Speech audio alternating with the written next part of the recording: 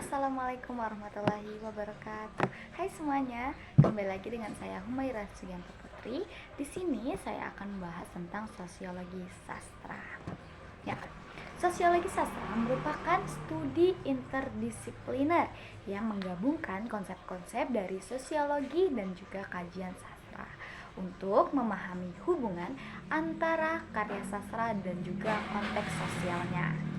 Nah, pendekatan ini menyoroti bagaimana karya sastra itu dipengaruhi oleh struktur sosial, budaya, ideologi, dan realitas sosial masyarakat, serta bagaimana sastra pada gilirannya mempengaruhi masyarakat.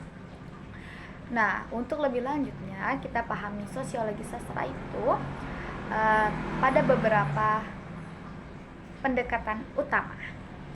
Yang pertama yaitu ada pendekatan sosiologis dari segi pengarang. Nah, pendekatan ini berfokus pada pengarang atau penulis karya sastra.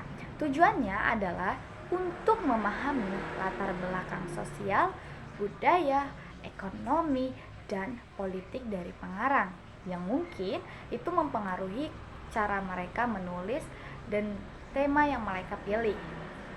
Beberapa aspek yang dianalisis dalam pendekatan ini meliputi yang pertama yaitu ada biografi pengarang, mengkaji kehidupan pengarang termasuk asal-usul sosial, pendidikan, pengalaman hidup, dan lingkungan sosial yang mempengaruhi karya-karyanya. Yang kedua dari segi kondisi sosial dan juga politik saat menulis.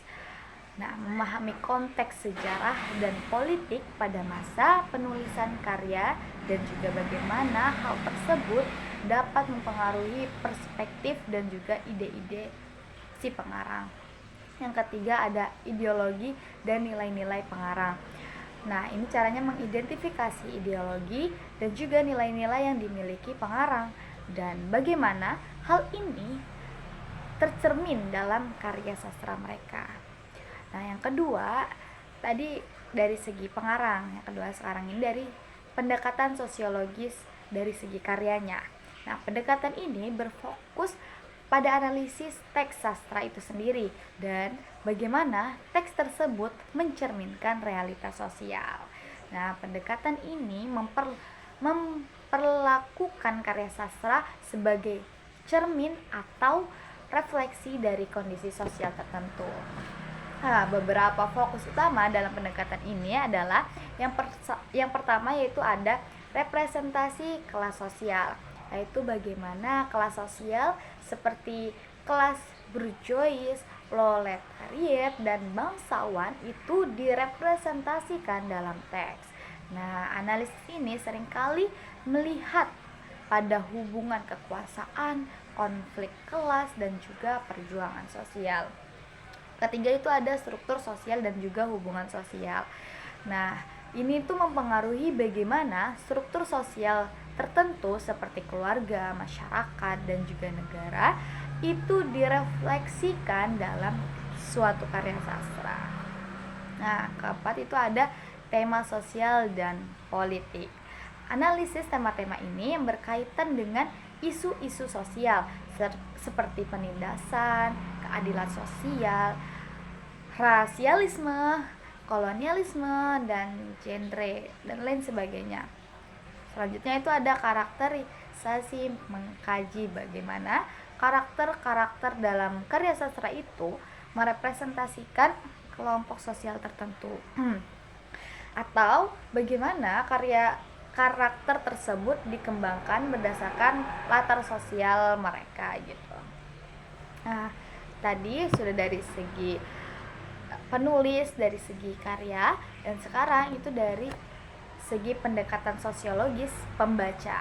Nah, pendekatan ini memusatkan perhatian pada penerimaan dan juga interpretasi karya sastra oleh pembaca serta dampak sosial yang dihasilkannya. Dalam pendekatan ini, fokusnya adalah pada interaksi antara teks dan pembaca dalam konteks sosial tertentu. Ya, beberapa aspek yang dianalisis dalam pendekatan ini antara lain yang pertama yaitu ada penerimaan karya oleh berbagai kelompok sosial.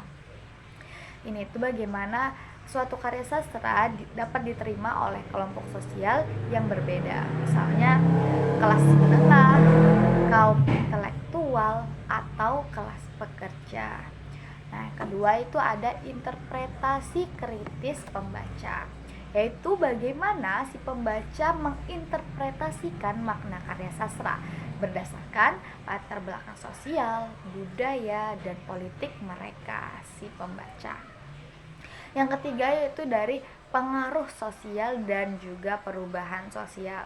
Bagaimana suatu karya sastra itu dapat mempengaruhi opini publik, memobilisasi gerakan sosial, atau bahkan menciptakan perubahan dalam moral dan norma-norma sosial gitu. Nah, itu tadi dari beberapa sudut pandang sosiologi. Nah, selanjutnya itu ada tokoh dan juga teori utama dalam sosiologi sastra. Beberapa teori dan tokoh penting dalam sosiologi sastra antara lain yang pertama itu ada George Lucas. Nah, melalui teori realisme sosiologis, Lucas menekankan pentingnya suatu karya sastra sebagai refleksi dari realitas sosial dan juga historis. Dia mempercaya bahwa novel khususnya memiliki potensi untuk menunjukkan totalitas masyarakat. Selain itu ada Lucien Goldman. Nah, ia mengembangkan konsep strukturalisme genetik di mana dia berpendapat bahwa karya sastra adalah struktur mental yang lahir dari kelompok sosial tertentu seperti kelas sosial atau gerakan intelektual. Yang ketiga ada dari Pierre Bourdieu. Melalui konsep habitus, modalitas, dan juga medan, Bourdieu menyelidiki bagaimana kekuasaan sosial dan juga simbolis berfungsi dalam produksi dan konsumsi sastra. Dia melihat bagaimana preferensi sastra, status pengarang, dan juga institusi sastra itu dipengaruhi oleh struktur sosial. Ya, itulah beberapa contoh dan juga pengarang teori-teori dari sosiologi sastra.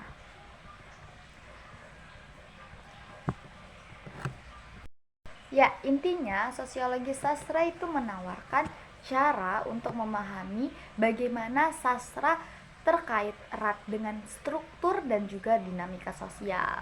Dengan melihat sastra melalui lensa sosiologis, kita dapat lebih memahami bagaimana karya sastra tidak hanya mencerminkan realitas sosial, tetapi juga berperan aktif dalam membentuk dan mempengaruhi dunia sosial. Ya, itu tadi penjelasan tentang sosiologi sastra. Terima kasih yang telah menonton dari awal hingga akhir. Saya akhiri, wassalamualaikum warahmatullahi wabarakatuh. Sampai jumpa.